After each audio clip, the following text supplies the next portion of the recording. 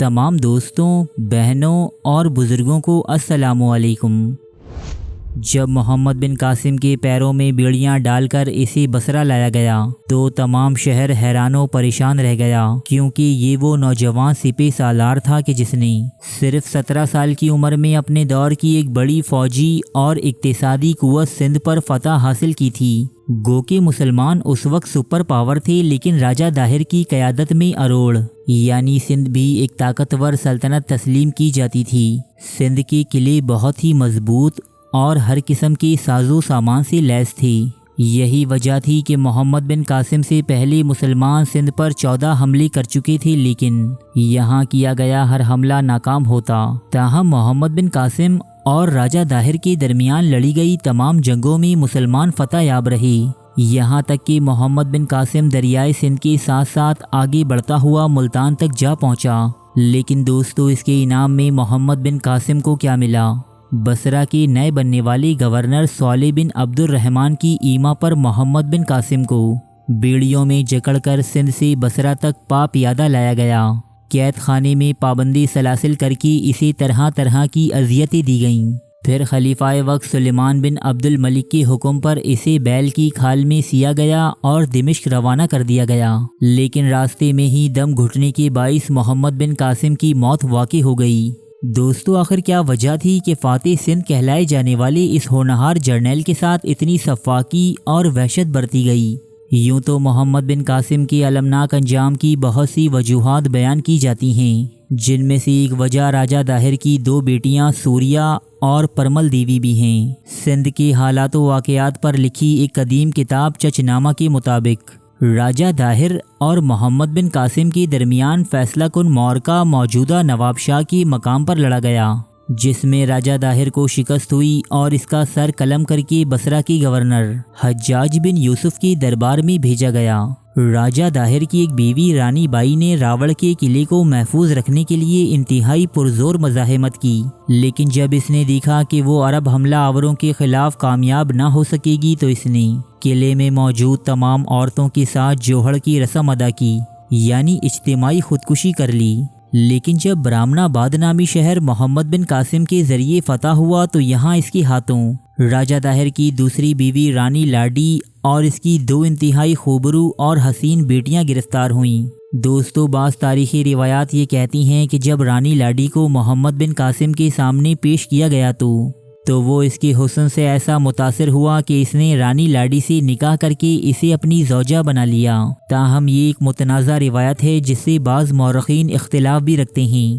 بہرحال چچنامہ اور تاریخ فرشتہ جیسی معتبر کتابوں میں یہ بات درج ہے کہ محمد بن قاسم نے راجہ داہر کی 2 نوجوان بیٹیوں یعنی سوریہ دیوی اور پرمل دیوی کو اموی خلیفہ سلیمان بن عبد الملک کے دربار میں بطور تحفہ ارسال کیا تھا، جہاں یہ دونوں شہزادیاں خلیفہ کے حرم میں رہنے لگیں۔ کچھ مدت کے بعد جب سلیمان بن عبد الملک نے انہیں اپنے سامنے طلب کیا تو وہ راجہ داہر کی بڑی بیٹی سوریہ دیوی کے حسن و دلکشی کا اسیر ہو گیا۔ تاریخ فرشتہ کے مطابق خلیفہ نے یہ ارادہ کیا کہ وہ اس سے نکاح کر کے اسے اپنے محل میں داخل کر لے۔ خلیفہ کا ارادہ جان لینے کے بعد سوریہ دیوی نے عرض کی کہ میں بادشاہ کے محل میں داخل ہونے کے لائق نہیں، کیونکہ یہاں آنے سے پہلے ہی محمد بن قاسم 3 روز تک میرے ساتھ شباشی اختیار کر چکا ہے۔ کیا مسلمانوں میں یہی رسم ہے کہ پہلے نوکر دستے خیانت دراز کریں اور اس کے بعد اس عورت کو تحفے کے طور پر اپنے خلیفہ کے پاس بھیجیں؟ خلیفہ یہ تقریر سن کر سخت غضبناک ہوا اور اس نے بنا تحقیق و تفتیش یہ فرمان جاری کیا کہ محمد بن قاسم جہاں بھی ہو اپنے آپ کو ایک بیل کے چمڑے میں بند کر کے دارالحکومت میں حاضری دے۔ دوستو، محمد بن قاسم اس وقت بصرہ کے گورنر صالح بن عبد الرحمن کی قید میں تھا۔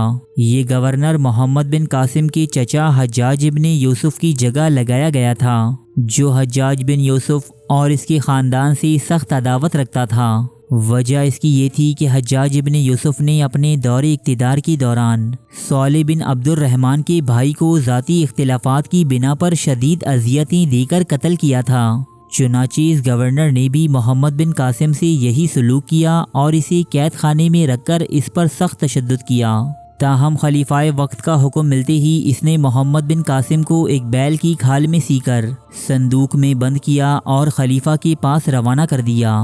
दोस्तों, मोहम्मद बिन कासिम की मौत रास्ते में ही दम घुटने के सबब वाक़ई हो गई। संदूक में बंद ये लाश जब खलीफा के सामने पेश की गई तो इसने राजा दाहिर की बेटी को दरबार में बुलाकर कहा कि मेरा हुक्म मेरे मातहतों पर इस तरह जारी होता है। ये मंजर देखकर राजा दाहिर की बेटी बहुत खुश हुई और इसने खलीफा को मुखातिब करते हुए कहा कि मोहम्मद बिन कासिम ने कभी मुझ पर या मेरी बहन पर दस्त दराजी नहीं की, लेकिन चूंकि इसने मेरे बाप और रिश्तेदारों को कत्ल करके हमारी कौम को तबाह किया और हमें बादशाही के मर्तबे से गिराकर ग़ुलामी तक पहुंचाया था, लिहाजा इससे इंतकाम लेने के लिए मैंने इस पर तहमत लगाई और अपने मकसद में कामयाब भी हुई। सुलेमान बिन अब्दुल मलिक ये सुनकर सख्त शर्मिंदा हुआ, लेकिन चूंकि तीर अब कमान से निकल चुका था सो अब पछतावे के सिवा कुछ बाकी न रहा। खलीफा राजा दाहिर की बेटी पर इस कदर गज़बनाक हुआ कि इसने सूर्या देवी और परमल देवी यानी दोनों बहनों को जिंदा दरगोर करने या दीवार में चुनवा देने का हुक्म दिया। दोस्तों, ये मोहम्मद बिन कासिम के अलमनाक अंजाम की सबसे मकबूल वजह है जो कदीम तरीन दस्तावेज़ात में दर्ज है। ताहम बाज़ मौरख़ीन इन रिवायात से मुत्तफ़िक नहीं। वो कहते हैं कि मोहम्मद बिन कासिम की माज़ूली और इसके कत्ल के पीछे सियासी अवामिल कार फरमा थे।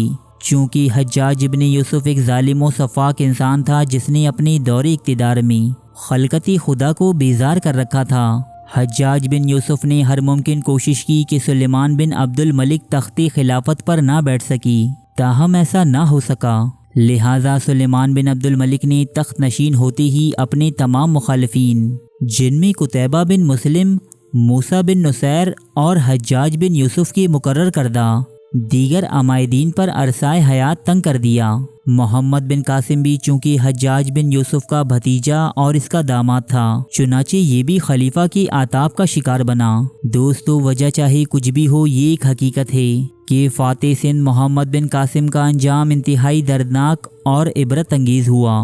दोस्तों, बाज़ लोग मोहम्मद बिन कासिम को एक विलन करार देते हैं जो ख़ानदानी अहले बैत के ताक़ुब में सिंध पर हमला आवर हुआ और इसके साथ होने वाली सफाकियत को दुरुस्त ठहराते हैं। क्या वाकई मोहम्मद बिन कासिम एक विलन था या फिर एक अजीम फातिह? ये एक तवील और मुतनाज़ा मौजू है दोस्तों, जिस पर हम इंशाअल्लाह एक तफसीली वीडियो बहुत ही जल्द बनाने वाले हैं।